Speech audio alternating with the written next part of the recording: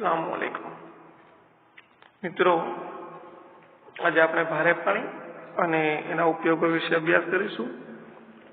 Chapter આપણો અહીંયા પૂર્ણ થશે. H2 અને D2 ના ગુણધર્મો જાણીએ છીએ તે મુજબ તમે શું માનો છો? D2 ને પીવા માટે ઉપયોગમાં લઈ શકાય? જીવ રાસાયણિક પ્રક્રિયાનો વેગ ધીમો હોવાથી મનુષ્યને હાનિ પહોંચાડે છે. D2 નું વિઘટન આપણા શરીરમાં ખૂબ ધીમું થાય એટલે નુકસાન કરતા છે. માટે સીધું એને પાણીના પીવા તરીકે ઉપયોગ લઈ શકાય નહીં. હાઇડ્રોજનના સમસ્થાનિક ડ્યુટેરિયમનો ઓક્સાઇડ છે D2A. તેનો ઉપયોગ ન્યુક્લિયર રિએક્ટરની અંદર ન્યુટ્રોન મંદક તરીકે અને વિનિમય પ્રક્રિયાઓની ક્રિયાવિધિ સમજવા માટે થાય છે. ખાતરના ઉત્પાદનમાં પાણીના વિદ્યુત વિભાજનથી અને હાઇડ્રોજનમાંથી ઉપપેદાશ તરીકે મળે છે. CaC2 અને D2, C2D2, CaOD2,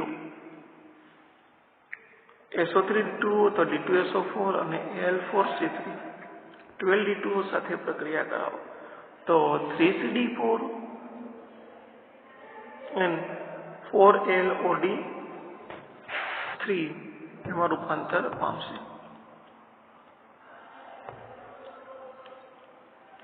ઇંધણ તરીકે ડાયહાઇડ્રોજનના ઉપયોગ જણાવો.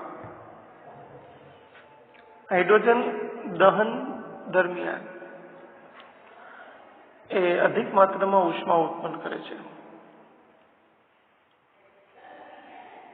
એની જેટલી દ્રવ્યમાન વાળા જે પેટ્રોલ કરતા એ 3 ગણું ઉર્જા ઉત્પાદન કરે છે. જ્યારે તેનું દહન કરવામાં આવે તો કોઈ પ્રદૂષણ ઉત્પન્ન થતું નથી. આ પણ એનો એક ફાયદો છે. જો પ્રદૂષણ ઉત્પન્ન થાય છે તો માત્ર એમાં ડાયનાઇટ્રોજનના ઓક્સાઇડ જ હોય છે.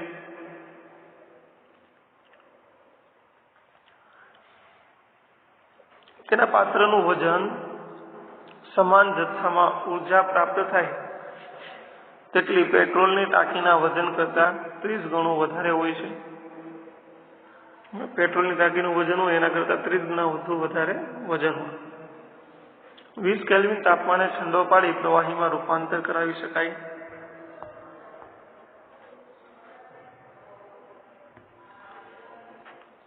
NaNiFi, Ti, TiH2, Mg, MgH2 વગેરે જેવી મિશ્ર ધાતુઓ છે એની ટાંકીઓનો ઉપયોગ ઓછા જથ્થાને સંગ્રહ કરવા માટે થાય છે.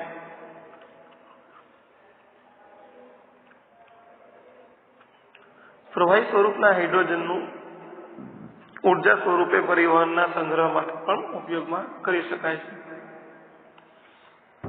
આપણને કેટલાક અહીંયા આપણને આપ્યું છે કે દહનથી કિલોજૂલમાં કેટલી ઉર્જા મુક્ત થાય. વાયુ અવસ્થામાં હોય તો 286 અને પ્રવાહીમાં 285. LPG હોય તો 2220, CH4 વાયુ હોય તો 880 અને ઓક્ટેન હોય તો 1511 પ્રતિ મોલ. પ્રતિ ગ્રામ 143, 142, 50, 50 અને 47. પ્રતિ લીટર 12, 9968, 22590, 35 અને 34005. મિત્રો, એલ્યુમિનિયમ ક્લોરાઇડની અને પોટેશિયમ ક્લોરાઇડની જુદા જુદા તત્વો સાથેની પ્રક્રિયા.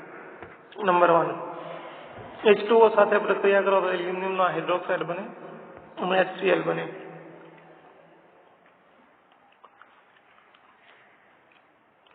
એસિડિક માધ્યમમાં Al3+ મુક્ત કરશે અને Cl આયનમાં રૂપાંતર પામશે.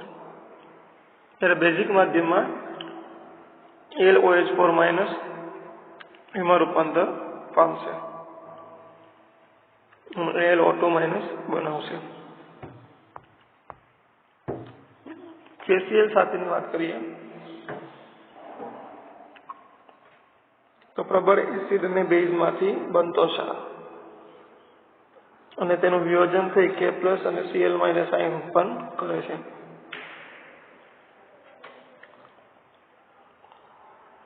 કેશીય જલીય દ્રાવણની અંદર તટસ્થ હોય, પરંતુ એસિડિક બેઝની વચ્ચે પ્રક્રિયા શક્ય થાય નહીં.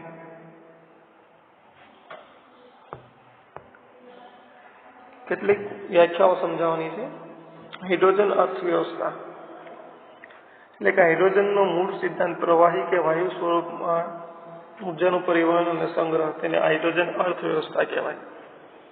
હાઇડ્રોજનીકરણ વનસ્પતિ તેલ છે એને નિકલ ઉદ્દીપકની હાજરીમાં આપણે હાઇડ્રોજનીકરણની પ્રક્રિયા કરીએ તો ચરબીમાં રૂપાંતર કરાવી શકાય, જેને મોર્ગેરીન અથવા વનસ્પતિ ઘી કહે છે. સિનગેસ જે જળવાયુનો ઉપયોગ મિથેનોલ અને હાઇડ્રોકાર્બન જેવા પદાર્થના સંશ્લેષણમાં આપણે કરીએ તો તેને સિનગેસ તરીકે ઓળખવામાં આવે છે. CONH2 એનું સૂત્ર છે, COH2.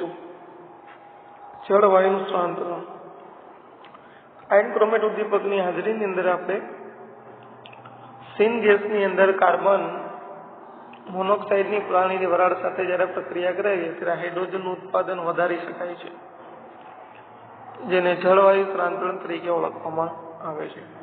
બળતણ કોષ બળતણના દહનથી જે દહન ઉષ્મા ઉત્પન્ન થાય છે એ ઉષ્મા શક્તિનું એક તબક્કામાંથી વિદ્યુત ઉર્જાનું રૂપાંતર અન્ય તબક્કામાં કરવામાં આવે તેને બળતણ કોષ તરીકે ઓળખવામાં આવે છે, જેનું મૂલ્ય 70 થી 85% જેટલું જોવા મળે છે.